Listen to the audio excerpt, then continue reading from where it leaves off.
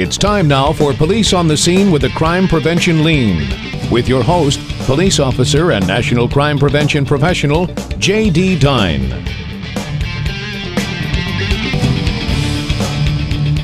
Hi, this is Police on the Scene with the Crime Prevention Lean. I'm your host today, Tim Kretschmann, and we have these wonderful gentlemen. We're speaking at the Wisconsin Crime Prevention Practitioners Association event in Appleton all day today. You had all day. Why don't you introduce yourselves? Hi, I'm Bill Bongle. I'm a captain with the Green Bay Police Department.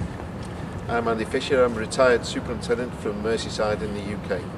So we noticed your accent right away, but what I don't know is how did you two meet to be able to put on a presentation like this all day long? Well, actually, we met at the Problem Morning and Policing Conference back in, I think, 2000 in San Diego.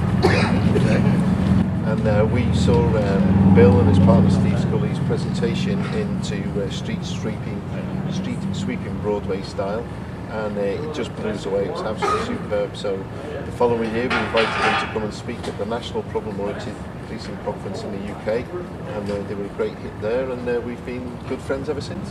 Now, what's the biggest difference between being a cop here in the United States and being over in the UK? Guns. Guns? Yeah, because our cops aren't, they're not armed.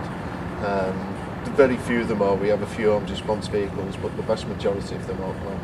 But in terms of what we do, in terms of how we do it, the problems that we face, lots and lots of similarities. Yeah, a lot of it's universal.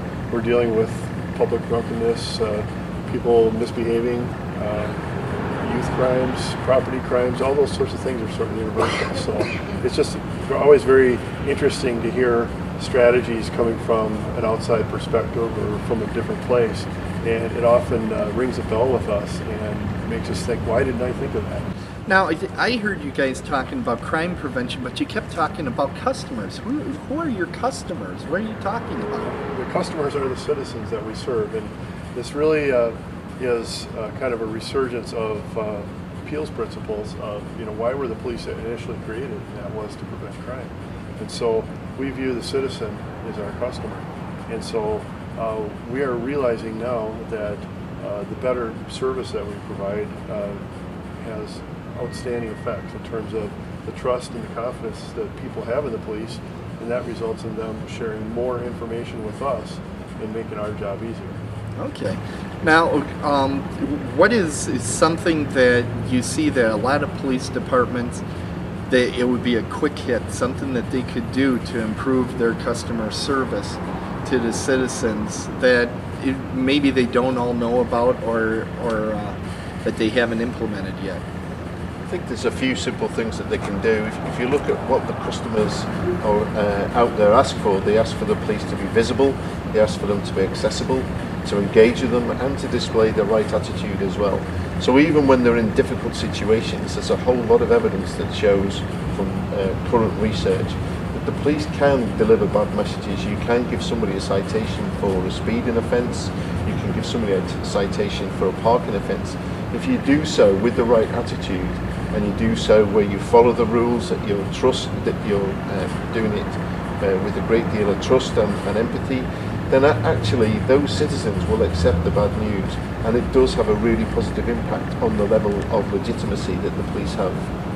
One last thing I have to ask you, I heard a lot about social media, and you're actually going to be hosting your own new show, correct? Well, we're going to look at putting something up weekly that sort of builds off of something. Now, weekly, you mean W-E-E-K. L-Y, right? Okay, good. Just checking. Every 7 days. Okay. All right. So, yeah, it's really based on observations that we've been making of things that the public is currently responding to. The public always has great interest, and whenever the police are looking for something, or looking for someone, or a missing vehicle, or whatever it might be.